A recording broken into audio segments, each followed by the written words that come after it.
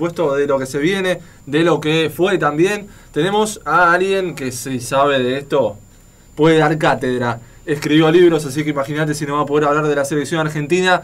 Estamos en línea con el profe Fernando Signorini. Aquel, si me permitís, Fernando, el tobillo de Diego Armando Maradona. ¿Cómo estás? Buenas tardes. Hola, ¿cómo están? Buenas tardes. Bueno, contanos un poco cómo es la escaloneta de cara a Qatar. No sé, todavía hay que esperar que comience este mamarracho que inventó la FIFA, ¿no? Porque hay que ver, hay muchos jugadores en duda, no solamente en Argentina, sino en distintas selecciones. Creo que desde el punto de vista anímico llegan bien, pero esto no tiene sentido, porque si un equipo es producto de los ensayos, no sé qué tiempo van a tener para hacerlo, ya que llegan a último momento en este disparate que han inventado. No sé, cada vez los mundiales se están desvirtuando en lo que tiene que ver su verdadera esencia, pero bueno, habrá que esperar una vez que la pelota empiece a rodar, ¿no? ¿Cuál es el mínimo que vos creés que tendrían que haber tenido los jugadores para prepararse, para acondicionarse? Mira, como mínimo tienen que tener desde la finalización de los campeonatos, como era hace tiempo y ya no es, al menos 30 días, ¿no? Porque este modo de hacerlo a mitad de los campeonatos, cuando todos los jugadores están jugando por cosas importantes, no hace más que complicar todo, porque cuando se juega al final de los mismos, los únicos que quedan implicados en algún esfuerzo son los que tienen que jugar, los pocos que tienen que jugar por las distintas copas, sobre todo en Europa. He visto que la gran mayoría de los jugadores están en esos campeonatos, entonces hay más tiempo para reponernos, no solo desde el punto de vista físico, sino también mental o emocional. Pero hoy no se puede hablar de ninguno de los entrenadores como tal, sino de seleccionadores, porque no tienen tiempo de entrenar. Hay que elegir a los mejores y después que la suerte, que en el fútbol es determinante, te ayude, ¿no? Profe, ¿cómo estás? Alan Kilsi te saluda. Hola, ¿cómo estás? Te pregunto, ¿qué crees que le puede pasar de negativo a la Argentina, ya que llegó muy con lo justo? Ahora se estaba hablando que Scaloni citó a los 26, pero no están confirmados los 26, los puso en duda. Por eso te digo, esto es un tema que algún día habrá que resolver, si es que de verdad quieren jerarquizar un mundial de fútbol, que tendría que ser jerarquizado porque es el evento máximo a nivel mundial. Pero bueno, los dueños del negocio, ¿qué les importa? No les importa nada, total, ya están todos los derechos vendidos, ya el negocio lo hicieron. Ahora, que pase lo que pase, ellos van a estar al margen de todo. Lo único que les interesa es el negocio, ¿no? ¿Lo ves como candidato a este plantel? Va a estar, yo creo que hay 8, 10 selecciones que no me asombraría que alguna de ellas pudiera alzarse con la copa, pero te repito, no. ¿Cómo me cuesta en estas condiciones transformarme también en una oveja más del rebaño que el poder maneja a su antojo y uno está cautivo de ellos y que nadie salga a decir nada, sobre todo los jugadores que son los dueños del fútbol? Si se bajan ellos del escenario, ¿quién bajaría? Que Infantino o Tapia a jugar, ¿no? Además, nadie dice nada tampoco acerca de que se va a realizar en Qatar, cuya sede fue otorgada gracias a hechos de corrupción que son vergonzosos, que eso mismo tendría que haberla privado de tener el privilegio de presentar un mundial ahí, en un lugar donde ya hay más de 6.500 víctimas confirmadas en la construcción de los estadios. Es todo, el poder es sanguinario, ¿no? Y realmente cada vez le interesa menos el factor humano. Hay una falta de humanismo y niega la esencia y los principios mismos del deporte. Hablando un poco con lo que estás mencionando vos, yo recuerdo aquella Copa América que Argentina queda eliminado con Brasil y habla Messi y le tira la pelota a la Conmebol. ¿Crees que los jugadores son cautos en este momento? Tal vez no salen a hablar por lo que pasó al partido siguiente, que lo expulsaron a Messi. ¿Crees que prefieren ser cautos, jugar y estar tranquilos en ese momento. Y por otro lado, ¿cómo ves a Messi como líder de este plantel?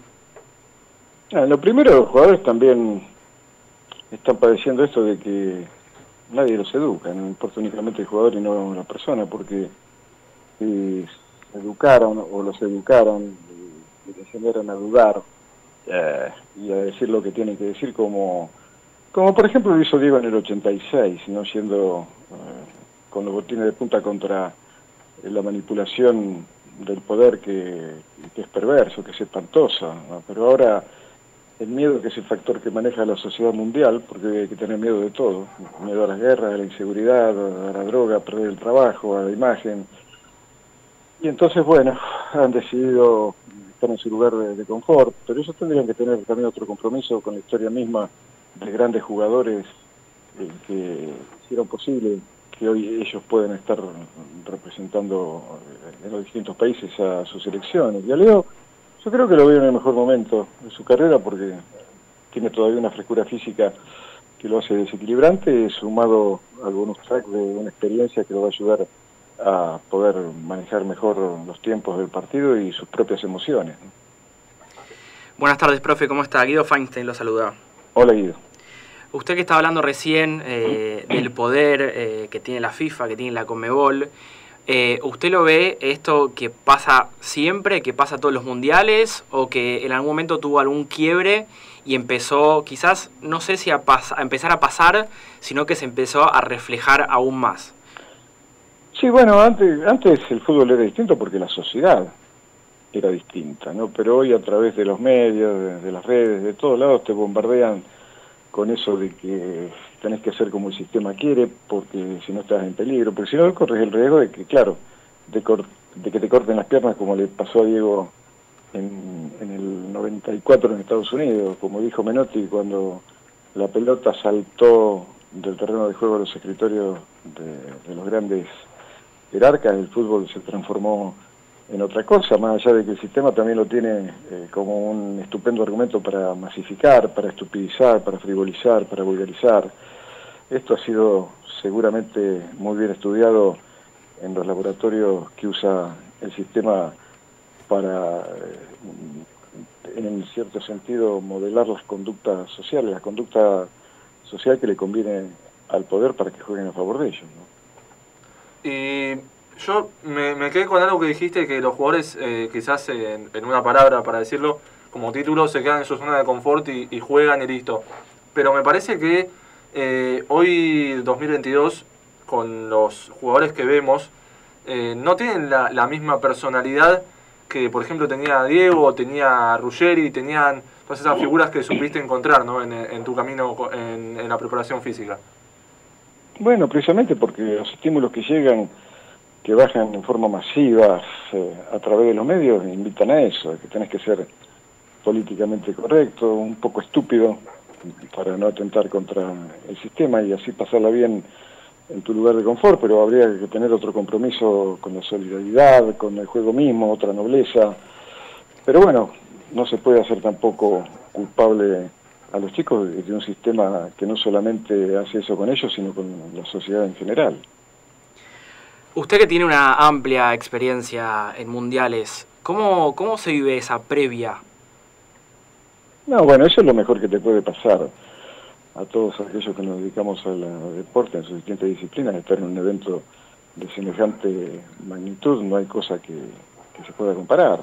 Además estás representando a tu país, pero siempre que no sea con esa cosa tribal, ¿no?, del nacionalismo transformado en chauvinismo, que te hace ver en el otro a un rival, a un enemigo. No, a mí, yo no soy hincha de nadie desde hace mucho tiempo porque descubrí precisamente eso. Yo no quiero caer en la manipulación que hacen estos tipos, ¿no? Yo creo que hace falta tener un espíritu más universalista y sobre todo, si te gusta el fútbol tenés que disfrutar de los mejores equipos más allá de la camiseta que tengan. Después si el resultado te acompaña, mejor. Y si no, mira, ganar un mundial no va a solucionar absolutamente ninguno de los gravísimos problemas que tiene la sociedad argentina y la sociedad mundial. Hay 14 eventos que tienen que ver con guerras. Bueno, la más publicitada es esta de Rusia con Ucrania, pero también en África, en otras regiones del planeta, se están pasando momentos muy difíciles. Argentina padece increíblemente de una cantidad de chicos altísima de mortalidad, sobre muertes perfectamente evitables, y bueno, muchas veces se utiliza esto, ¿no? El Mundial en forma masiva para desviar la atención, para ser el árbol que tapa el monte de los verdaderos problemas, y en ese sentido que al menos que conmigo no cuenten, ¿no? Yo estoy parado en la vereda de enfrente porque defiendo el deporte desde otro lugar. ¿Qué sensaciones te deja Scaloni como DT? Mirá, yo diría como seleccionador, hoy te había advertido, no como DT, porque te repito, no tiene tiempo a entrenar, a ensayar su idea de juego, pero ha hecho un fantástico trabajo en cuanto a reunión de grupo, que en esta parte del mundo, en realidad en los países latinos, es muy importante, no así en los sajones, ¿no? Pero en ese sentido, él con sus compañeros de cuerpo técnico han hecho un trabajo espléndido, al grupo se lo ve fantástico, se ve que se quieren, que se apoyan, que está uno al lado del otro. Y después, bueno, también ha tenido en ese sentido la ventaja de que el camino ha sido de muchas flores y de pocas espinas. Habría que ver si hay un resultado negativo, a ver después cómo se reacciona, porque si esta selección hubiera ganado la Copa América, si lo hubiera perdido, bueno, estarían... Ya no necesito explicarte a dónde estarían estos jugadores. El mismo Messi, que en su momento fue negado porque era pecho frío, porque no cantaba el himno. Di María, que si no hubiera hecho ese gol en la Copa América, ustedes son testigos de cómo se lo trataba. Y hoy resulta que, mira, es una manera tan maniquea de entender el fútbol, que a mí sinceramente, no sé si reírme o llorar, porque hay algunos que realmente son patéticos, ¿no? Seguro. Es entendible porque ahora están todos en su mejor momento, creo, si me permitís la opinión. Por otro lado, te voy al equipo en sí. Vos estuviste al lado de Diego Maradona en el 2010, cuando él era DT. ¿Qué diferencias ves? ¿Es lo mismo este plantel, la unión, en cuanto al juego? ¿Qué diferencias hay? Sí, yo creo que fundamentalmente porque muchos de los jugadores fundamentales como Messi, como Di María, o también hoy tienen otro recorrido, tienen 12 años más de experiencia, y eso sin ninguna duda es un factor coayudante para que ellos también puedan ejercer un liderazgo que en ese momento, en el 2010, no tenían porque eran muy jóvenes, ¿no? Así que vamos a esperar a ser pacientes y a esperar que la pelota en el arco nuestro pegue en el palo y se vaya afuera, y en el de ellos que pegue en el palo y se meta, que en definitiva es la única, mejor, la verdad contundente y determinante en el fútbol. ¿Y el vestuario cómo era en el 2010? No, bueno, el vestuario es fantástico porque además tenía un líder que era una especie de tótem puesto ahí adelante de ellos, y los jugadores que eran, te repito, en su mayoría muy jóvenes, tenían un respeto reverencial. Por Diego, que ya entonces no solamente era una leyenda, sino que ya se había transformado en un mito viviente. ¿Cómo fue vivir al lado del Diego? ¿Cómo fue esa experiencia? Y quiero que nos cuentes también la primera vez, ese primer contacto que tuviste con él. No, bueno, el primer contacto fue en Barcelona, sí, el 28 de junio del 83 en el Nou Camp. Fue la primera vez que hablé con él, cuando llegó inesperadamente, antes que todos, cuando él llegaba último, y cuando quiso abrir la puerta se encontró con la sorpresa de que todavía estaba cerrado. Entonces yo me dio risa porque tiraba de manera frenética y no podía abrir. Y entonces le dije, viste Diego, después dicen que al que madruga Dios le ayuda, la primera vez que llegas temprano está la puerta cerrada. Entonces él giró, me descubrió ahí a la sombra de una columna porque hacía mucho calor, y vino hacia mí sonriendo, y tenía apenas 22 años, era un nene, y me dijo, ¿podés creer? Sí, tenés razón, ¿podés creer que seas tan verde? Así que sos profe. Y bueno, ahí empezamos a charlar, y al verme solo en la inmensidad del Nou Camp, autorizado por César Menotti a ver los entrenamientos, claro, le habrá picado la curiosidad y le preguntó a César quién es ese que está ahí, así que ya sabía algo de mí, porque era muy curioso, Y desde el primer momento comenzamos a entablar una relación de mucho afecto, de mucho respeto, de mucha nobleza, hasta que después, bueno, surgió eso de que me convocó o me invitó a quedarme a trabajar como su preparador personal, inventando una profesión que no existía y transformándome a mí, que había ido de Lincoln simplemente con la idea de hacer una experiencia en el fútbol europeo, en el primer preparador personal para un jugador de deporte de equipo, y me tocó empezar por la cima, porque empecé con el mejor, ¿no? Increíble.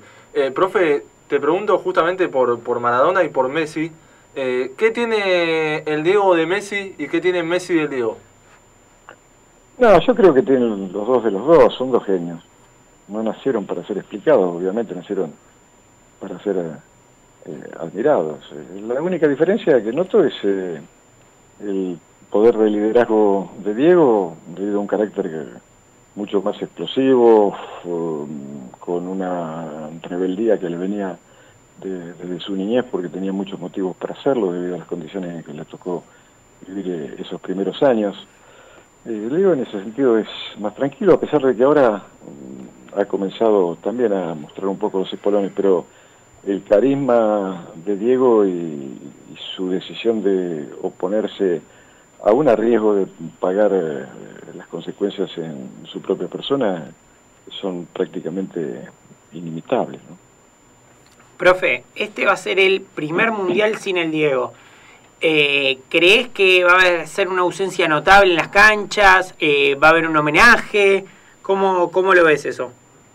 Sí, homenaje seguramente, porque además lo hay en todas partes del mundo. Seguramente habrá imágenes suyas y banderas que flamearán en los estadios, pero no creo que vaya más allá, porque cuando empieza el partido los jugadores obviamente van a estar con todas las luces puestas en resolver los problemas que le presenta el rival, y la gente hipnotizada por el juego, porque cuando comienza te abstraes absolutamente de todo, ¿no?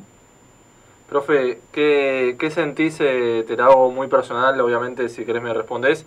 ¿Qué sentís con la falta del Diego, con la falta del 10?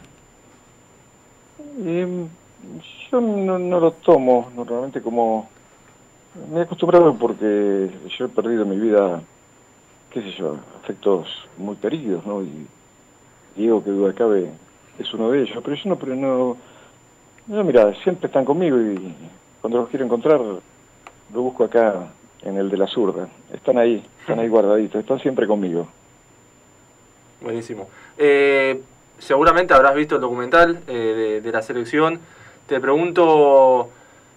si vos serías Messi ahí, en esa ronda, en esa famosa arenga que después también sale en las redes sociales, en todos los medios, ¿qué le dirías a los jugadores? No, bueno, eso no lo haría público, claro, no, lo privado yo siempre lo dejo dentro del vestuario. Además no hubiera, yo mismo no hubiera permitido que nadie ponga la cámara y el micrófono en un tema que tiene que ser absolutamente privado. No, yo soy de los que creen que no se puede violar eso, que no se puede hacer público lo privado, y lo que le diría, no sé, se me ocurriría en el momento y no se lo diría más que a ellos, ¿no? ¿De dónde te saldría la idea de comunicar tu mensaje? ¿Por dónde irías? No, siempre ligado al compromiso que ellos tienen, sobre todo con los chicos, ¿no? De las clases